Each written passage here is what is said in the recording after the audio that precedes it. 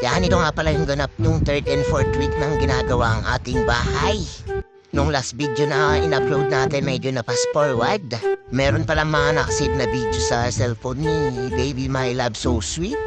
Ngayon lang natin siya nalungkat.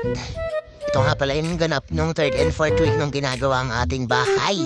Ginagawa na nila yung poste.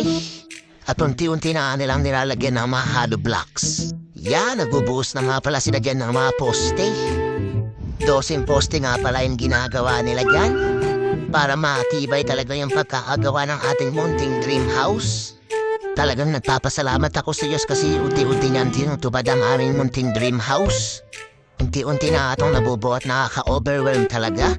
Yan nga, talaglag pa ang ating cellphone. Makaka-excite lang talaga kasi unti-unti mo nakikita yung mga pinagpapaguran mo. Yan nga pala, unti-unti na nakikita natin yung mga bintana natin. At dumating na nga itong in-order natin gabor. Nasa 30 trucks pala na gabor yung in-order natin dyan. Pero kulang pa rin yung 30 trucks na yun kasi masyadong mataas yung pinapagawa nating bahay. Kaya talagang napagastos tayo dito mga lods. Pero goods na goods to para iwas baha na rin. At lalo dito sa area namin talagang binabaha siya kapag maulan. Kaya talagang pinataasan natin yan mga lods. Buti na lang talaga hindi pa nagawa yung harapan natin at nakakapasok pa yung truck. Truck nga nagdi-deliver ng gabor. Kasi kung hindi makakapasok yung truck, mamanu-manuhin nilang ilalagay yan sa loob. At talagang matatagalan sila sa pagbubuhat lang ng gabor. Siguradong dagdag expenses naman yun sa labor mga lods. Ito nga pala si Topi yung pinagbabantay natin dyan mga lods. Habang wala tayo siya ang nagbabantay. Siya ang naging contractor natin mga lods. Yan na pala yung update ng ating munting bahay mga lods. At unti-unti na nakikita natin yung itsura ng ating munting bahay. Yan nga, at napakasipag mo naman lods. At ikaw pa ang nagpapahala yan. Yan, si Topi nagpa-cute pa talaga. Siya daw palagi ang nagbabantay dito mga lods. Kaya talagang walang takas yung mga trabahador sa kanya. Talagang tinataulan niya kapag hindi nagtatrabaho yung mga trabahador natin. Napabisita pala tayo dito mga lods kasi Sabado naman ang hapon. At wala naman tayong pasok kinabukasan. Kaya nagmasipag na naman tayong magbuhat ng mga gabor. Yan nga at in-order natin yan mga lods. Talagang pinala na natin yung mga gabor yan. At inaabot na nga kami dyan ng dilim. Itong si Topi nagpapakwit pa rin talaga. Wala daw kasi siyang fried chicken. Siya naman daw ang nagbantay dito sa bahay natin mga lods. Kaya nagtatampo siya. Bakit daw walang tandang yung pagbabantay niya mga lods? Hindi na daw siya magbabantay dito? Kasi wala naman daw tandang. Yan nga, ito naman yung ganap nung sumunod na araw. Talagang tuloy-tuloy lang iperdideliver nila ng mga gabor. Para naman mabuhusan na ng semento yung ating flooring.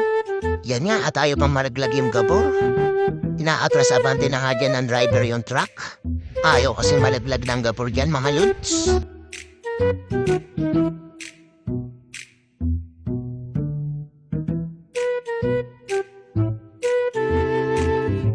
Yan na nga at hindi na makapagpigil si kuya. At pinala niya na itong gabor. Ayaw kasi talagang malaglag ng gabor. Napakadikit talaga sa truck. Akala mo naman nilagyan ng pandikit. Yan na nga at tumalis na nga yung truck. Kaya unti-unti na pinatagdo ni kuya. Talagang batak na batak yung mga nagtatrabaho dito sa construction worker. Di biro rin talaga yung mga trabaho nila. Kapag tayo yung naging construction worker yan, siguradong salon pas kinagabihan. At hindi na nga tayo makakapasok kinaumagahan. Pero itong mga nagko-construction workers, siguradong sanay na sila. Yan na nga at may tumulong na rin sa pagpapala ng ating gabor. Para talaga mabilis yung pagpapatag ng mga gabor dyan. Tapos yung mga pader ng ating bahay dyan ay unti-unti na ang nabubuo. Unti-unti na natin nakikita kung ano yung kakalabasan nito mga lods. Talagang napakasarap sa pakiramdam kapag may unti-unti kang napupundar. Kaya advice ko sa mga kabataan dyan, unti-unti rin kayong mag-ipon mga lods. Kahit kukunti lang yung naiipon nyo, basta may natatabi kayo kahit papaano. Kahit 1,000 or 2,000 per month yan, goods na goods yan mga lods. Basta't wag na wag mo lang gagalawin yan mga lods, kasi useless naman kung mag-iipon ka tapos gagalawin mo lang din kaagad. Tapos gagamitin mo lang sa mga walang kwentang bagay. Kung baga huwag kang maging one day millionaire mga lods. Yan nga, sa dami natin sinasabi, unti-unti nang napapatag yung gabor natin dyan, mga lods. Yung mga may malalaking bato pala nilalagay nila sa ilalim. Tapos yung medyo pinong gabor, yun yung ilalagay nila sa ibabaw. Para naman hindi siya mahirap patagin, mga lods. Yan na, at konting gabor na lang yung kailangan natin yan, mga lods. At mapupunuan na itong ating bahay. Yan, may model na pa tayo yan, mga lods. Si Baby My Love So Sweet pala yun. Akala ko kung sino yung magandang lumitaw dito sa camera. At naging model pa nga dyan si Baby My Love So Sweet. Yan na nga pala yung update ng 3rd and 4th week natin, mga guys. At unti-unti na nga siyang nabubuo. Talagang mapapa-thank you Lord ka na lang talaga. Isa ito sa mga blessing na napakalaki para sa amin. Kasi nga hindi na nga kami mangungupahan dyan, mga lods. Kaya abot lang talaga ang tuwa dyan ni Baby My Love So Sweet. At magkakaroon na nga siya ng sarili niyang bahay.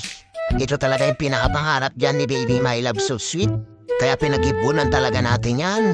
Hanggang dito na lang mga ating video. Please like, comment, and share the video, guys. Thank you.